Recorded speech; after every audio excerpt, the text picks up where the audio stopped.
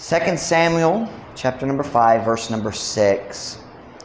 And the king and his men went to Jerusalem unto the Jebusites, the inhabitants of the land, which spake unto David, saying, Except thou take away the blind and the lame, thou shalt not come in hither.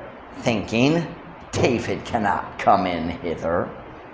Nevertheless, David took the stronghold of Zion. The same is the city of David. And David said on that day, Whosoever getteth up to the gutter, and smiteth the Jebusites, and the lame and the blind, that are hated of David's soul, he shall be chief and captain. Wherefore they say, The blind and the lame shall not come into the house. So David dwelt in the fort, and called it the city of David. And David built round about from Millo and inward. And David went on and grew great, and the Lord of hosts was with him. Lukop sa kinabuhi ni David, gikan sa iyong pagkabatanon, makita na to kana nga phrase, the Lord of hosts was with him. Now let's read in Visayan, ugang hari, verse 6 sa Bisaya, ugang hari, ugang iyang mga tao, miato sa Jerusalem, ngato sa mga Jebusnon, ang mga lumulupyo sa yuta, nga misulti ngato ni David, nga nagiingon, gawas ko ni ikaw mo kuha sa mga butawg, sa mga bakol, ikaw dali mo sulod dinhi, nga nagahuna-huna, si David dili makasulod dinhi. Apan bisan pa, si David, ang basahin sa Biblia, miilog. I prefer a form of buntog. Si David mi pamuntog, meaning nakadaog siya sa guba, nag-capture siya sa syudad. Si David mi pamuntog sa kota sa Zion. Kini, maong syudad ni David. O si David, miingon niya ng adlaw, si bisang kinsa nga nakasaka ngatos kanal, o nagahampak sa mga Jebusnon, o sa mga bakol, o sa mga butang nga gidumtan sa kalag ni David, siya mahimong pangulo o kapitan. Pusa sila miingon ang buta o ang bakol, dalit mo sulod sa balay ni David. Mao nga si David mipuyot na diya sa kota, o mitawag niini ang syudad ni David. Og si David mitukod sa palibot gikan sa Millo og pasulod, og si David mipadayon og nahimong bantugan og ang Ginoo nga Dios sa mga panon uban kaniya. My message comes from verse 7. Nevertheless, David took the stronghold. Something yung pulong kota, ang kanang gigama sa mga sundalo, like dito sa bukid na ay kota, diba? Stronghold. Like a small fort. In this case, a big fort. Dako nga syudad. Nevertheless, apan, bisan pa, si David mi pamuntog sa kota. I want to talk to you about that this morning. David took the stronghold. Magampo ta? Ayun ko mo makalingkod para sa bensay karon. Father, would you please fill me with your spirit as I preach your word this morning? Lord, I know it's hot. And nanami sa ting init karon sa mga Ginoo nga ikaw mo tabang kanako o tabangi ang matag tao nga maminaw. Lord, help us, Father. Work in our hearts. Encourage us, Lord, as we seek to follow you. Strengthen our faith and our commitment to your service. We love you, Lord. Bless, we pray. In Jesus' name, amen. Pwede ka mo maglingkod. Ang sugilan ng atong ibasa karon nagikan sa sinugdanan sa paghari ni David ibabaw sa nasod sa Israel. Kung ako mga tana ninyo, pila ka tuig nga si David naghari sa Israel. Murag daghan kamo kabalo nga 40 years man. 40 years si David naghari ibabaw sa katawhan sa Israel. Pero daghang tao wala kabalo. Sa unang 7 ka tuig, wala siya naghari ibabaw sa tibuok nasod. Sa first 7 years, naghari siya ibabaw sa usa ka tribe lang, ang tribe of Judah. Ang murag ang mga Simeon, ang tao sa Simeon pod, kay sila nasa tunga-tunga sa Judah. Diya sa panahon, naghimo ko sa map, daghang panahon, pero maghimo ko pag-usab, kay mo tabang sa mensahe, maghimo ta diri ang Mediterranean Sea, dayon, diri na ay ang Sea of Galilee, o dayon na ay Jordan River, ug diri sa ubos na ay Dead Sea. Basi nasayop ko gamay sa placement pero duol-duol diri sa south syempre na yuta sa Canaan sa Egypt na Nile River dere, na Nile Delta, and dere na ay Red Sea. Pero dali importante para sa mensahe karon. Kabalo mo nga diha sa paghari ni Rehoboam, ang anak ni Solomon, nabahin ang nasod sa Israel, nahimo ng duha ka gingharian. Pero nailaing panahon sa Biblia nga nabahin ang nasod sa Israel, and that was when David first became king. The tribe of Judah, ang ilang area dako kaayo na niini nga bahin dere, kini ang area sa tribe of Judah. O dari sa tunga-tunga ni anak nga tribe of Judah na ay syudad gitawag Hebron. Hebron was the area that was given to Caleb by Moses. Human nga si Caleb nag-spy diha sa land of Canaan. Hebron was Caleb's mountain. And so there's a city here called Hebron, tunga-tunga ni nga area sa Judah. But here in the north, somewhere up there, it's probably more like this. Here's the tribe of Judah. This area here was the tribe of Benjamin and then Ephraim, Manasseh. Pero diri sa north of Judah, in the very north, was the city of Jerusalem. So Hebron was mas centered, and then Jerusalem's in the north. So, sa diya nga si King Saul namatay na. Si Saul ang unang hari, o kabalo mo, naggukot siya ni David, dugay kayo, kay kabalo siya, ang Diyos nagpili nga si David na himong sunod hari, si Saul, dili ganahang nga si David mahimong hari, si Saul ganahang nga si Jonathan, ang iyang anak mahimong hari. So nagsula siya, nagpatay ni David, dugay na, ang Diyos nagprotekto ni David. Dayon si Saul, niyato sa guba, diri batok sa Philistines, o gipatay siya. Uban sa yung tulukanak. Pero daghang tao wala kabalo si Saul na ay uskalain na gitawag Ishbosheth. Ishbosheth. I looked up that word Ishbosheth. Hold on. I can't remember what it means. Ish means man. I think Bosheth means shame or something like that.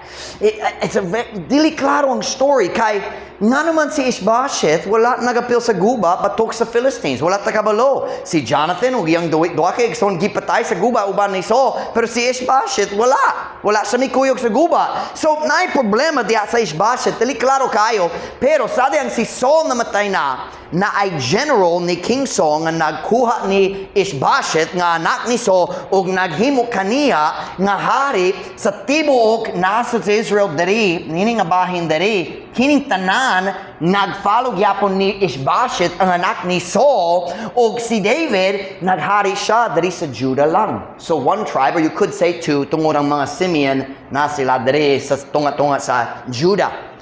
Daghang tao wala kabalo, 7 years si David naghari sa Hebron, ibabaw sa usa lang ka tribe, the tribe of Judah. I'll show it to you. Back up a few verses. We're here in 2 Samuel 5. Look with me at verse 3. Tanaw ang verse 3. So all the elders of Israel came to the king. How many of the elders? All. Kanahuman sa kamatayon ni Ishbosheth. Na itaw nagpatay ni Ishbosheth, dili si David, ang uban nagpatay niya. Dayon, all the elders of Israel came to the king to Hebron, and King David made a league with them in Hebron before the Lord, and they anointed David king over Israel. Sa ingon ang tanang katigulangan sa Israel. Dili Judah lang, tibok nasod tanan 12 ka tribo. Ang tanan katigulangan sa Israel miato sa hari ngato sa Hebron. So kanaang lugar si David naghari dari sa Hebron ug ang tanan nagdul kaniya ug nagsulti o sige ready na ming ay ikaw gayud mahimong hari sa tibuok nasod sa Israel sumala sa saad sa Ginoo. So sila miato dito sa lugar ni David sa Hebron aron magsabok nga siya mahimong hari. Let me finish the verse.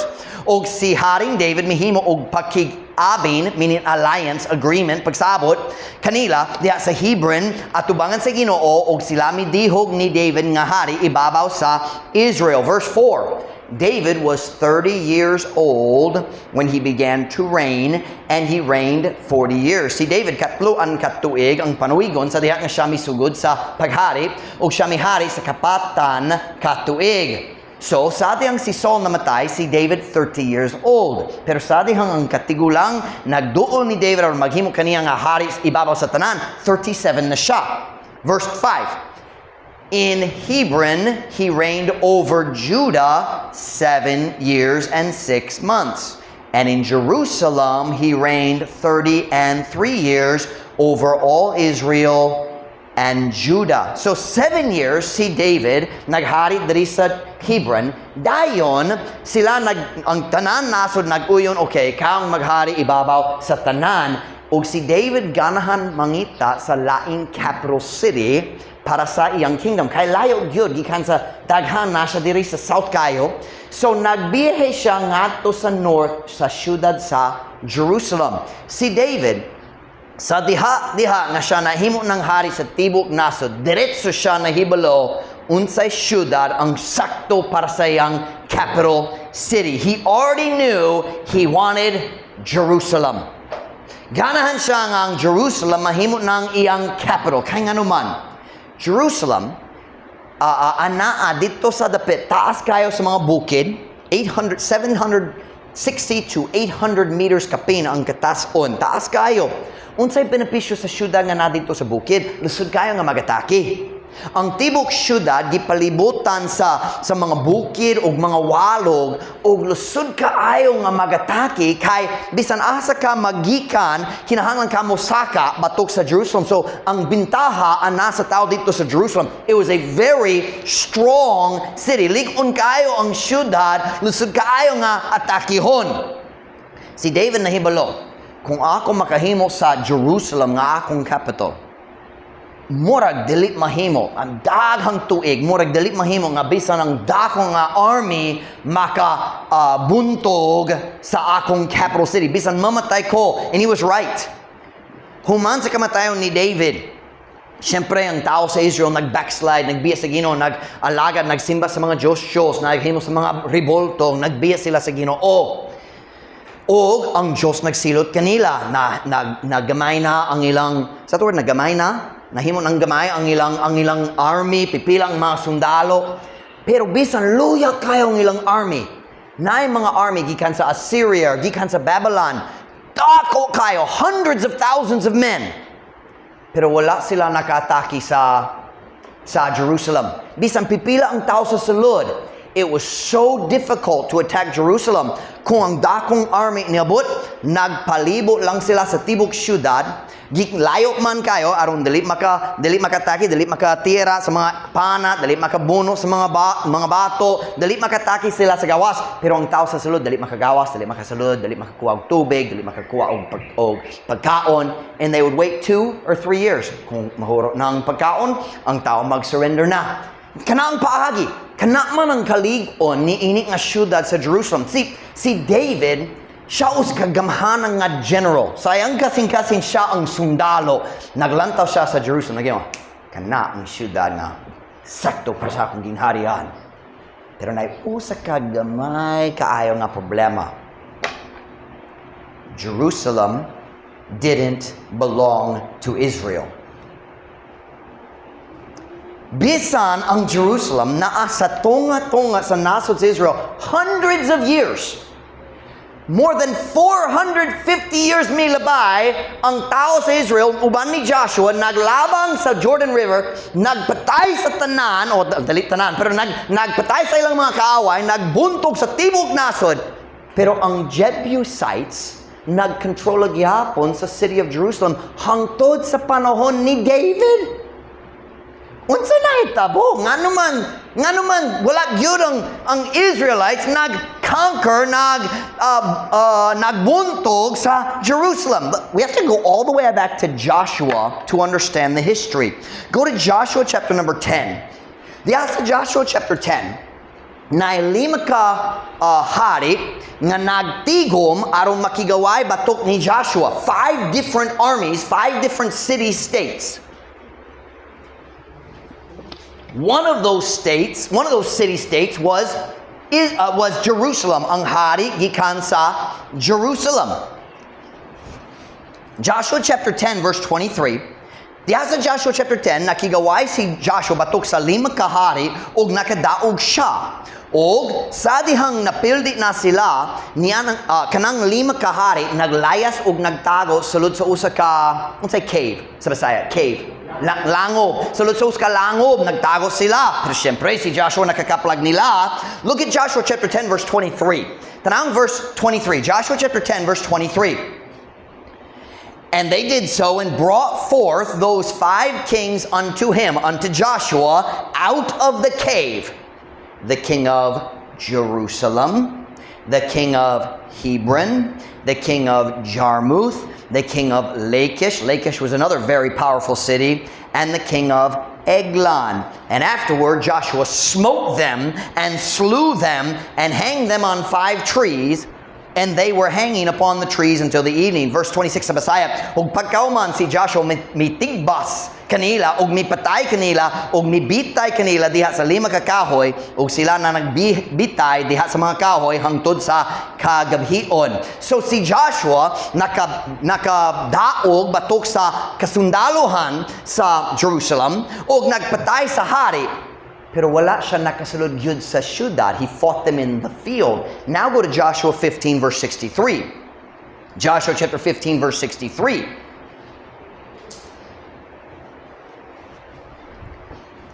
Joshua chapter 15 verse 63. Kunana sa amen?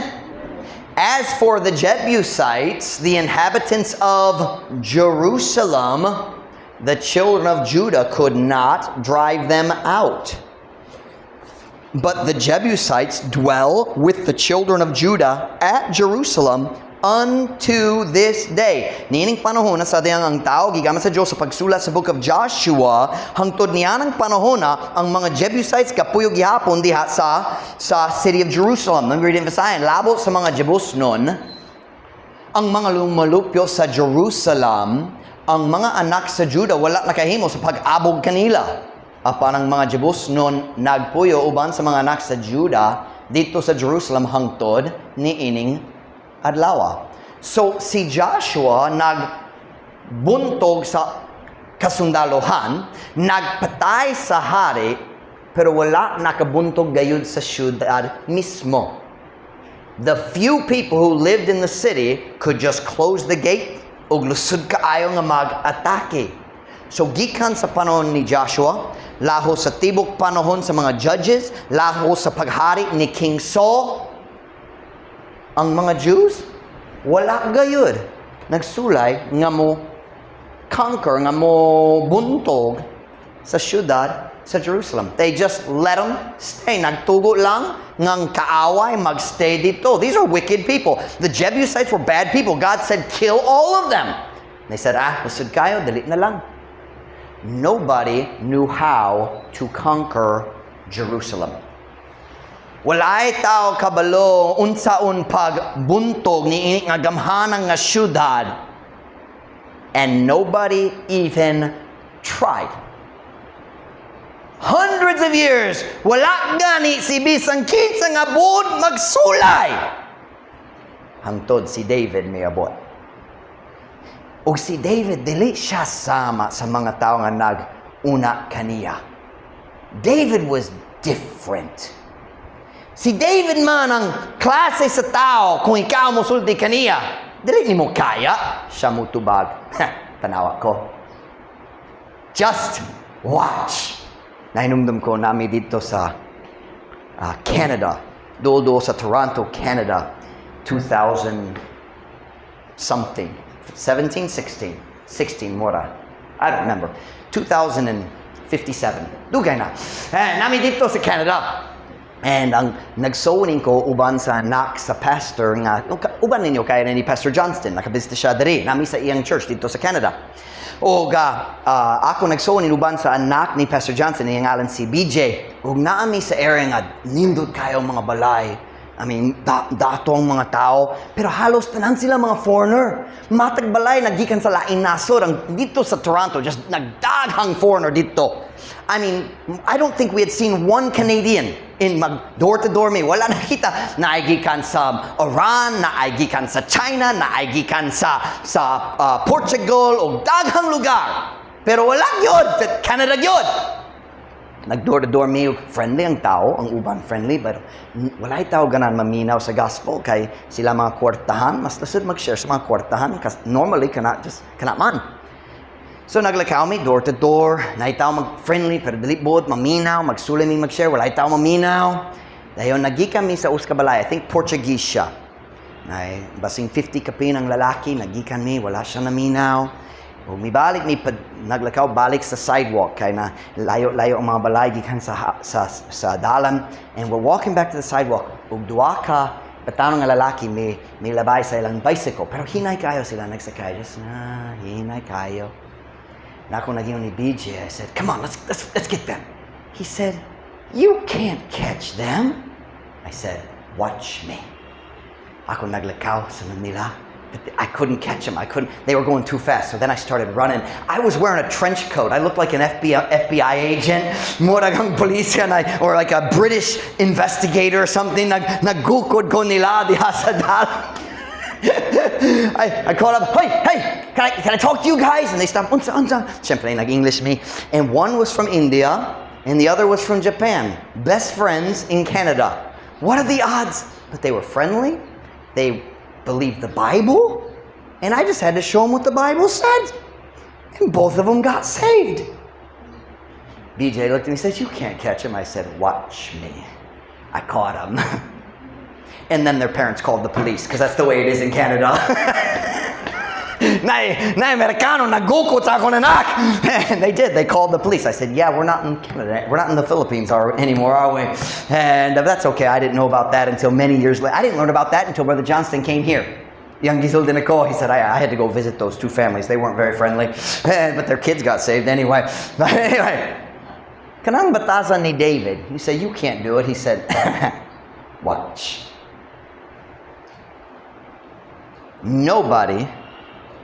When David came to Jerusalem, nobody believed he could do it.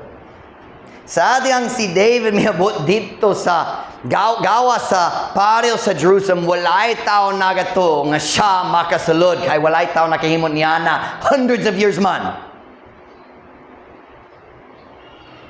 Let's read the verse. 2 Samuel chapter 5 verse 6. Basahin na tong verse.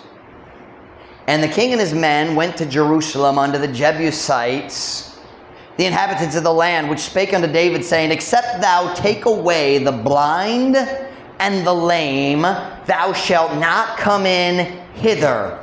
Thinking, David cannot come in hither.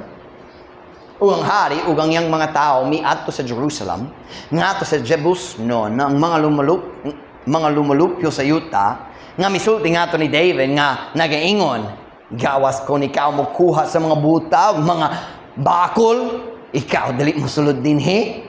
Nga nagahunhuna si David dili makasulod dinhi. Dito sa Jerusalem, the city was so strong sa igong nga lig-on nga nasilay joke. Bisan ang mga tao, mga sundalo dito sa paril, bisan sila mga buta o bako lang, wa kay chance mo daog dere. Kana ang ilang joke. Ang buta o bakol, paigot na aron mag-defend, magpanalipod sa atong syudad. That was the joke. Kanang paaging ang tao sulod sa Jerusalem, nagbinuwang sa mga tao sa gawas. So si David niabot dito sa Jerusalem. O kanang dautang mga Jebusites nga dugay kayo, comfortable sila, wala may problema diri, walay army na chance sa batok namo. Kanang dautang mga Jebusite naglantaw ni David, nagdungaw nga ni David gikan sa ilang taas nga paril, and they said, "You can't do it. Di nimo kaya. Walay lain nakasulod o dili pud ka makasulod. Go ahead. Pwede magplano. Pwede maglaraw sa imong tibok plano, but make sure your plan includes killing the blind people. Wa kay tsansa. Wala kay tsansa dere. Dili ka makasulod dere. Ang syudad lig-on kayo, lig-on ra kaayo. You can't do it. But I love verse 7. Nevertheless, David took the stronghold of Zion. The same is the city of David. Apan bisan pa si David mi pamuntog sa kota sa Zion, kini mao ang syudad ni David. Nobody believed he could do it, but he did it. Everybody thought it was funny. Silang tanan naghuno-huno, katawa na ni, us kadako nga joke. Oh, nakaduog ka! Si David na sa gawas! Huno-huno siya mo daog makiguba dire. Basin kung makapatay siya sa mga buta, mga bakol, basin makasulod siya. Huwag silang tanan nagkatawa. Nevertheless, bisan pa niya ng tanan, si David mi pamuntog sa kota. And now, what do we call Jerusalem? The city of the Jebusites? The city of David. Ang syudad ni David, kinsa nagkatawa karon? Everybody said David can't do it, but David did it. Why? We find the answer in verse 10. 2 Samuel chapter 5, verse 10.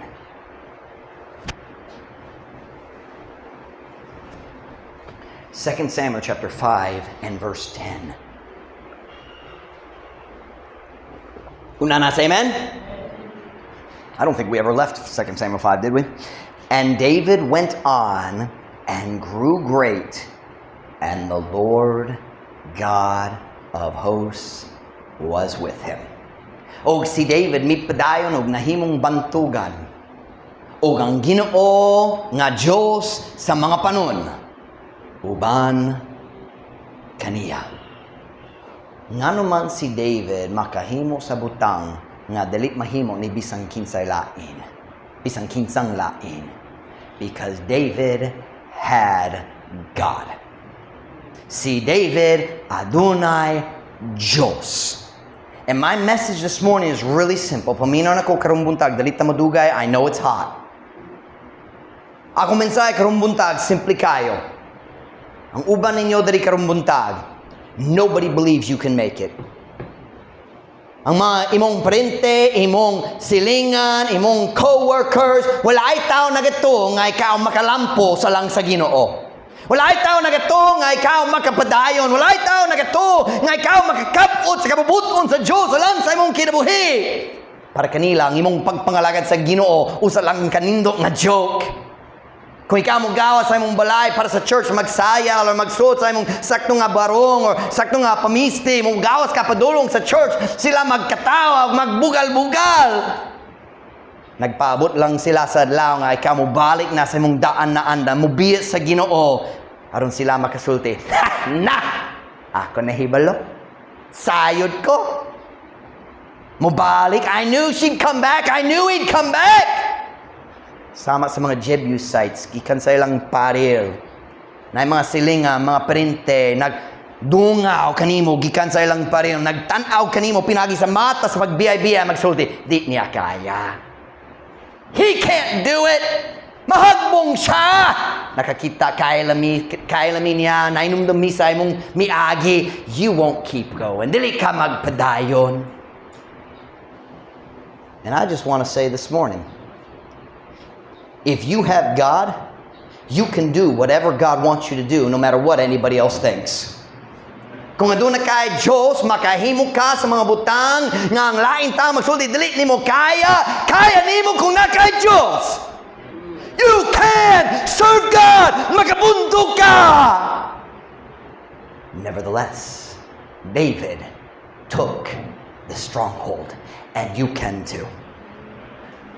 Kaya nimo tungod kaniya. You listen. Makaikyas ka sa imong daan nga mga naanad. Yes, you can. Yes, you can. Pastor Mike, naglusod ko sa akong daan naanad. Makaikyas ka if you have God. You listen to me. You can walk with God and grow a relationship with God. Yes, you can. You can read your Bible every day. You can pray every day. Yes, you can. Makatukod ka sa kinabuhi nga lahi niya nga iya sa imong mga silingan. Magahimo ka sa decision nga ikaw magpabiling. Kamong mga batanon, magahimo mo sa decision nga magpabiling ka nga pure diya sa imong future dating or courting relationship. Makadecision ka kung magkasal ko, I will give my husband, I will give my wife a pure body. You can make that decision. You can do it. You say, Pastor Mike, pero nako'y sayop sa miagi. You can decide to be pure starting now. So good karon. You can decide.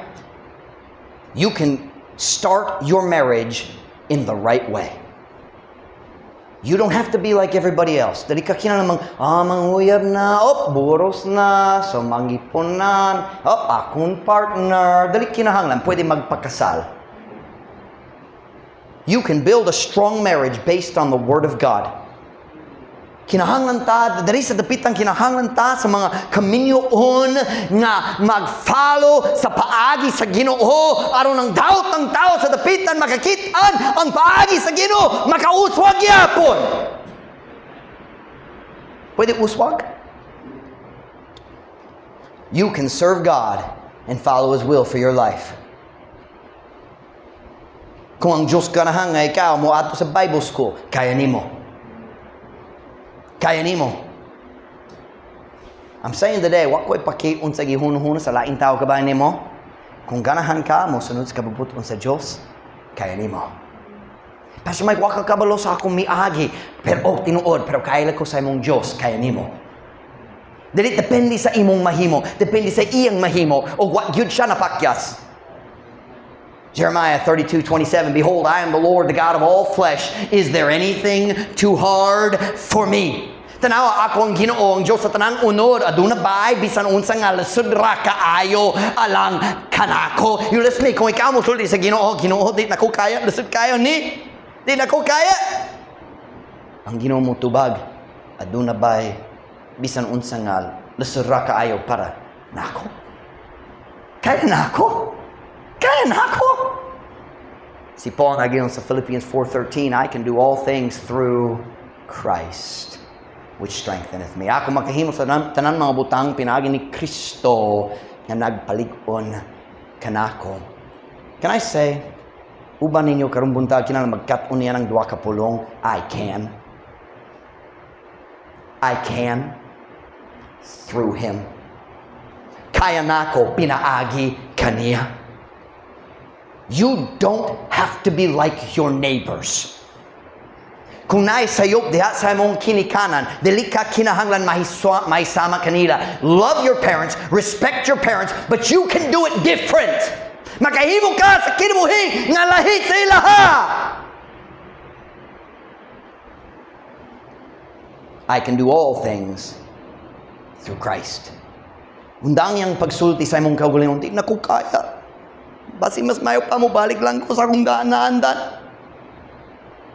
Undangi ka na. Ug sugdi ang pagsulti sa imong kaugalingon, kaya niya. Ug kaya nako pinagi kaniya. May I say today, some of you need to stop listening to the Jebusites. Undangi ang pagpaminaw sa mga Jebusites, diya sa imong kinabuhi ang mga tao, di mo kaya. Pohon-pohon mo balik ka sa mo at dere. Sama ka kanamo, kaya laminin mo. Tangi ang pagpaminaw niya na ang pag-change magikan sa gahom sa Diyos dili gikan nimo. Kinsa bang Jebusite diya sa imong kinabuhi? Kinsa bang nagingon nimo di nimo kaya? Ganahan ko mo lang sa Ginoo. Ikaw ba? Ikaw may imong magwali? Ikaw, hey! Mag-Bible school siya! Kinsang Jebusite sa imong kinabuhi? Pasagdi siya, sunda ang Ginoo. David. Tanawa! Na si David sa gawas! Nasa'y plano mo sulod! Mao ba? Tana, ang mga buta dili sila mahadlong limo! Amaya paminaw ka na makabuwang. If you have God, all things are possible. You can, if you want to. Ang pangutana, dili ang gahom sa Diyos. Ang pangutana, ang imong tingwa. Why don't you decide today, ako mo sunod sa Ginoo. Dili na ko maminaw sa mga Jebusites. I can, through Him. Dugo namang ulo, piyong mata. Dugo namang ulo, piyong mata.